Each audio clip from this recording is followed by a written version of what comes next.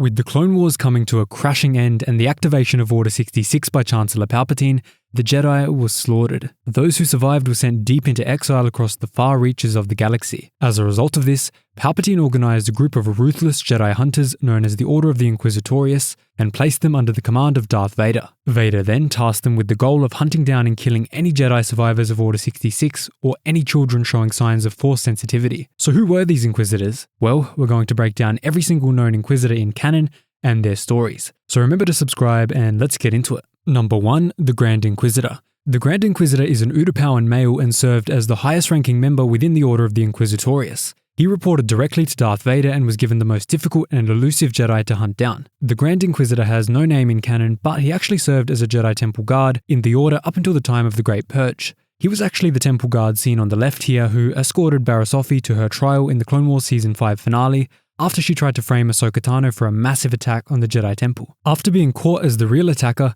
Barriss gave a heartfelt speech about how the Jedi Order had strayed too far from their peacekeeping roots. Having witnessed Barriss's speech to the court, the Grand Inquisitor agreed with her and actually became disillusioned with the Order himself. It was at this moment that Palpatine swooped in and preyed on the discontent within the Grand Inquisitor and swayed him to the dark side before Order 66 even went down. The Grand Inquisitor also had a deep hatred for Jedi Librarian Jocasta Nu, as he always tried to access the Jedi Archives in the deepest sections of the temple, but was always refused. Palpatine used this hatred to sway the Grand Inquisitor, promising him access to the deepest levels of the Jedi Archives. So when that dark day of Order 66 came, the Grand Inquisitor joined Anakin and the 501st Clone Troopers in their slaughter of the Jedi Temple. The Grand Inquisitor helped to kill the very temple guards that he served alongside not that long before. His first act in this leading role was to travel to the Jedi Temple and uncover as many names from the Jedi Archives as possible. Once there, he encountered the person that he hated most, Jocasta Nu. Jocasta Nu had survived the Purge. Regardless of this, Darth Vader arrived to handle the situation and began to fight the Grand Inquisitor, having no idea who he was or what his purpose was. Vader won the fight by breaking the Grand Inquisitor's lightsaber, but Palpatine eventually stepped in to stop the fight and explain what the Inquisitors were, putting Vader in charge of them. Following this, the Grand Inquisitor performed his most chilling act yet. He lured Jedi Master and survivor of Order 66, Luminara Unduli, to the galaxy's toughest prison, Stygian Prime. Once there, she was swiftly executed. The Grand Inquisitor then used a hologram of her to lure other surviving Jedi to the prison, including later Canon Jarrus and Ezra Bridger, who sought her out after Order 66 as a mentor. His next task, however, would be his most challenging. He was personally asked by Lord Vader to hunt down and capture Canon Jarrus and Ezra Bridger, who had evaded the Empire for far too long. The Grand Inquisitor had many encounters with the two, including at an Imperial Academy and on Fort Anaxis, which you might remember from the Clone Wars, eventually capturing Canon Jarrus. Rushing to rescue Canon, Ezra Bridger arrived on the scene but was shockingly pushed off an elevated pathway, making Canon believe that he was dead. With nothing left to fear, Canon jeweled the Grand Inquisitor and managed to push him off the edge of the platform. The Grand Inquisitor saved himself and managed to hold onto the platform, but declared that there are things far more frightening than death, before letting go and plunging himself to a fiery death. He was more scared at what Vader would do to him for falling than death itself. Number 2 and number 3, Iskat Akaris and Tualon Yuluna. Both of these only recently received names, and for many years in canon they were nameless. However, we now know both names and that Iskat was the 13th sister. These two were actually both friends when they were in the Jedi Order together, making for a very interesting dynamic as they both moved to the dark side of the Force pretty much at the same time. Their first major mission as Inquisitors came when they were sent to kill surviving Jedi Master and Council member Eeth Koth. Because Eeth Koth was banished from the Jedi Order and the Council before the Clone Wars ended, he was not around any clone troopers during the Purge and was able to survive. Unfortunately though, the Inquisitors, including these two, tracked him down to his hiding spot. At the exact moment Vader and the Inquisitors arrived to his homestead, Eeth Koth's daughter was born and Koth jeweled the Dark Lord to protect her. Eeth Koth failed in his fight and was brutally slaughtered by Darth Vader. Koth's wife and daughter, however, managed to escape into the nearby city and were moments away from boarding an escape ship piloted by the wife's father. The Inquisitors, though, caught up to them and stopped the mother and daughter in their tracks. Koth's wife begged the Red Inquisitor woman to not take her daughter from her, and shockingly, the Red Inquisitor allowed her and her baby to escape to a nearby ship. But this was just a ruse. She then ruthlessly force-pulled the baby out of the ship and escaped with her. Koth's daughter was ultimately taken by the Inquisitors as part of Project Harvester, a program to turn young Force sensitives into Inquisitors later in life. When the Inquisitors got back to their headquarters, the Twi'lek and the Red Inquisitor began drinking together to celebrate the success of the Jedi kill, forming a romantic bond. Vader, however, sensed attachment between them, deeming the two weak because of it. Seeing this, Vader ignited his red blade and attempted to strike down the Red Inquisitor, but to his bewilderment was blocked by the Twi'lek Inquisitor. The two then sprinted out of the headquarters and led Vader on a wild chase around Coruscant until he eventually caught up to the terrified Inquisitors. In an act directly against their attachment, Vader uses the Force to make the two Inquisitors stab each other through the chest, ending them both. In their final breaths, they declare that they are finally free. Number 4, Jocastnu's master. This Inquisitor doesn't actually have a name, but is a woman who travelled around the galaxy hunting for Jedi to kill. On one mission, she came across a very young Dathomirian witch named Jocasta, or Jocasta, and noticed that she was very powerful in the Force. Instead of killing or capturing the young Force sensitive, which was demanded by the Inquisitor's code, she took Jocasta on as a secret dark side apprentice, training the young girl to be an Inquisitor. But she did this without the knowledge of Darth Vader. And that leads us on to the next Inquisitor, number 5, Jocasta. Jocasta was a young Dathomir witch who showed a very strong affinity to the Force from a young age, and always hungered for great power, no matter the cost to those around her. She was a member of a Night Sister tribe called the Nardithi Night Sisters. After witnessing General Grievous slaughter and kill most of her fellow Night Sisters in the horrid slaughter of Dathomir, the same one that Morgan Elsbeth was a victim of but survived, she was left alone in despair, being one of the only survivors left. Alongside, of course, the aforementioned Morgan Elsbeth and even Ventress. In Jocasta's lowest moment, alone and afraid, a female Inquisitor landed on Dathomir in search of a dark side power, but instead found Jocasta. This Inquisitor then took Jocasta on as a dark side apprentice and instructed the young witch to take her clan's knowledge crystal with her to study. Jocasta then spent years training under her master and studying the clan knowledge crystal, learning many secrets of the Force. Eventually, though, she became impatient, wanting to travel the stars and explore the Force rather than hunt Jedi. As a result, she stole her master's red lightsaber and killed her with it before erasing all evidence that she existed. She then even went as far as to craft evidence that it was a different Inquisitor who trained her. Finally, she went off into the galaxy with the stolen red blade and turned to a life of exploration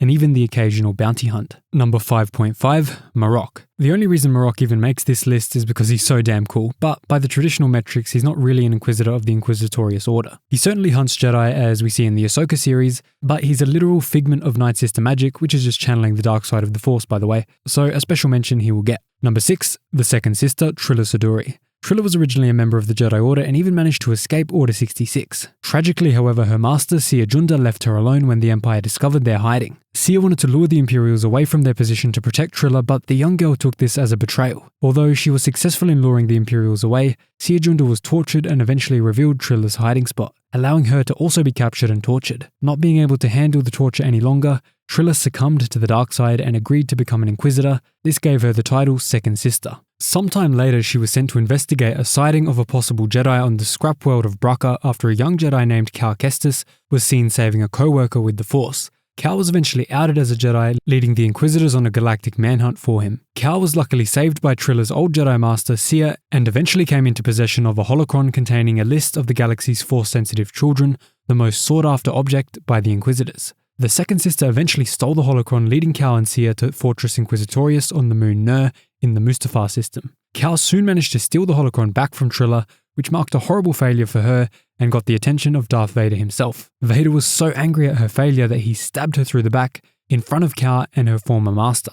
In her final moments, the second sister turned back to the light as she reconnected with her old master. Number 7, the 10th brother, Proset Dibs. Unlike most of the Inquisitors on this list, Proset Dibs was actually at the rank of Master within the Jedi Order. Dibs was a member of the Miraluka species and was therefore blind, but he had a deep flowing connection to the Force. Close to the Battle of Geonosis, Mace Windu became friends with Dibs and entrusted him to accompany him on a special assignment to the planet Hisrik. Dibs was happy to join, but he soon came to feel that the Jedi teachings had become too dogmatic and that the Jedi were no longer capable of maintaining peace within the Order. These feelings boiled over so badly during a mission that he actually pulled out his lightsaber and fought Mace Windu, betraying his good friend. Mace tried to calm the rage-filled Jedi Master, telling him that they were essentially brothers in the Force, as they were both Jedi. Windu eventually got the upper hand and pushed Dibs to the floor and was moments away from ending the Master's life with his purple lightsaber, but instead he chose to let the Council decide his fate, something he would not do with Palpatine years later. He certainly learned his lesson. Dibs was eventually found guilty of treason for his attempt to kill Mace Windu and was about to be sentenced to death, but Mace surprisingly asked the Council to spare his life. As a result, he was placed on probation and sent to work in the Jedi Archives. Knowing his tendency for the dark side, Palpatine recruited him when Order 66 arrived, and he was soon given the title 10th Brother by the Grand Inquisitor. He was then sent to the planet Mon Cala to capture a small sect of surviving Jedi who were students to Jedi Padawan horribly wrong. Theron Bar mind-tricked the clone Purge troopers who were with the 10th Brother, declaring Order 66 again, which triggered their inhibitor chips, leading them to turn on and kill this 10th brother. Number 8, the 9th sister, Masana Tide. After surviving Order 66, the Ninth Sister was isolated and tortured by the Empire until she cracked, turning her to the dark side. She was eventually recruited into the Inquisitorious program and given the title Ninth Sister. During her training with Darth Vader, however, she lost one of her eyes, teaching her a lesson about loss. The Ninth Sister was also present on Mon Cala when Padawan Ferren Bar activated Order 66 for the second time, but she was strong enough to fight back against the Purge troopers and escape to live another day. She was later part of the hunt for Cal Kestis, where the two got into a fierce duel on Kashyyyk. Cal managed to chop one of her hands off, but because of her training for loss with Darth Vader, she didn't mind and continued to fight Cal Kestis. Kestis eventually managed to force push the Ninth Sister away in defeat, but her death is not yet confirmed in canon. Number 9, the sixth brother, Bill Valen. Bill Valen was inducted into the Inquisitorious after the fall of the Empire, turning from the Jedi way to the dark side. He was also on the mission to Mon Cala against Ferren Bar and performed well in Vader's eyes, and he was one of the only Inquisitors respected enough to duel with the Dark Lord himself, but that came at a price. Vader took his arm. Not long after this, the Grand Inquisitor alerted him about a possible sighting of a Jedi survivor on the remote farming moon of Rada in the Outer Rim. When he got there, he was shocked to find out that the claims were true, and that the survivor was Ahsoka Tano, the legendary Jedi who left the Order before the Clone Wars ended. The sixth brother tracked Ahsoka down and fought her in the streets, but Ahsoka absolutely obliterated him, defeating him with only her bare hands and exploding his 2 red lightsabers. The explosions instantly killed the sixth brother on the streets of Rada. This left only the 2 red kyber crystals behind. Ahsoka then took these 2 crystals and purified them in the Force, which is where she got her white lightsabers. Number 10, the eighth brother. The eighth brother was a member of the Tyrellian Django Jumper species and was one of the Inquisitors sent directly after Darth Maul after his disappearance. The eighth brother managed to track him down to the Sith world of Malachor, but was surprisingly confronted by Ahsoka Tano, Kanan Jarrus, and Ezra Bridger while there. They then teamed up with Maul to fight with the eighth brother, and he knew he was outmatched. So as a result, he tried to fly away from the fight with his spinning lightsaber, but the weapon was damaged by Maul during the fight, and because of this it broke and he quickly fell to his death. Number 11, the seventh sister. The seventh sister was known as one of the weaker Inquisitors, possibly even being a Padawan when she was still a Jedi. Regardless, she was strong enough to survive Order 66 before eventually being captured and turned into an Inquisitor with the title of seventh sister. She was given the primary goal of hunting down Ezra Bridger and Kanan Jarrus while they were active, and eventually followed them to Malachor, where she took part in the fighting between Maul, Ahsoka, and Kanan. The Mirialan Inquisitor was eventually defeated and lifted into the air with the Force by Maul, who then commanded that Ezra strike her down with his lightsaber. Ezra couldn't bring himself to do it, but Maul had no such problem. He immediately hurled his lightsaber into her, killing her immediately. Her body was split in half and fell down the nearby cliff face. Number 12, the fifth brother. The fifth brother served right alongside the seventh sister, being assigned to the targets of Kanan Jarrus and Ezra Bridger.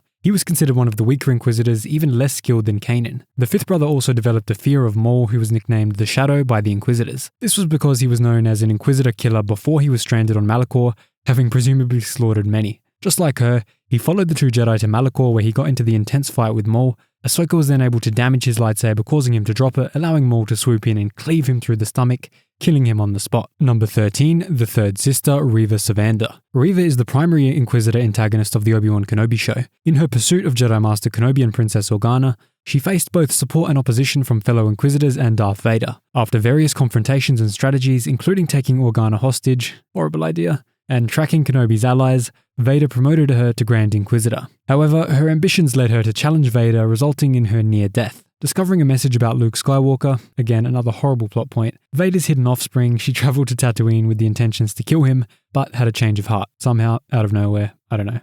Encountering Kenobi once more, she was advised to move past her vendettas, leaving her future uncertain. We don't know what happened to her after the show. Number 14, the fourth sister. The fourth sister, a former Jedi turned Inquisitor, served the Sith under the Galactic Empire's Inquisitorious. In 9 BBY, she was involved in the hunt for Jedi Master Obi-Wan Kenobi, initially sparked by the third sister's plan to lure Kenobi by kidnapping Princess Leia Organa. The fourth sister, alongside the fifth brother and the Grand Inquisitor, sought to capture Kenobi on various planets, including Daiyu and Mapuzo. Despite their combined efforts, as you already know if you've seen the Kenobi show, they face significant challenges, and including internal disagreements between themselves, and the fourth sister was there when Darth Vader unleashed his fury towards the third sister for allowing the Jedi's escape. Her ultimate fate remained a mystery, however, and her armor came into possession of the Rebel Alliance commander Lena Gruff, who used it to impersonate the fourth sister and infiltrate Fortress Vader on Mustafar. There she aimed to rescue Rebel Lieutenant Thorn Hudd, who was imprisoned by Darth Vader's aide, Vanae. Vanae eventually discerned Gruff's true identity due to her lack of a lightsaber, leading to a confrontation. Despite this setback, Gruff and Hud managed to escape from Mustafar. Number 15, Unidentified Thalothian Inquisitor. This Inquisitor is the one from the Obi-Wan Kenobi show, and we know absolutely nothing about her, other than that she was hunting Kenobi. Her species might not even be Thalothian, but it does look that way, and there's a theory out there that if she is Thalothian, it may even be Katuni from the Clone Wars series, who Hondo became a big fan of. So that is every single Inquisitor currently known of in canon, with some more big stories on the way in canon to bring us many, many more, I'm sure. Thanks so much for watching. Really hope you guys enjoy these stories, and a whole lot more content is coming soon. Cheers, guys. Hope to see you in the next one.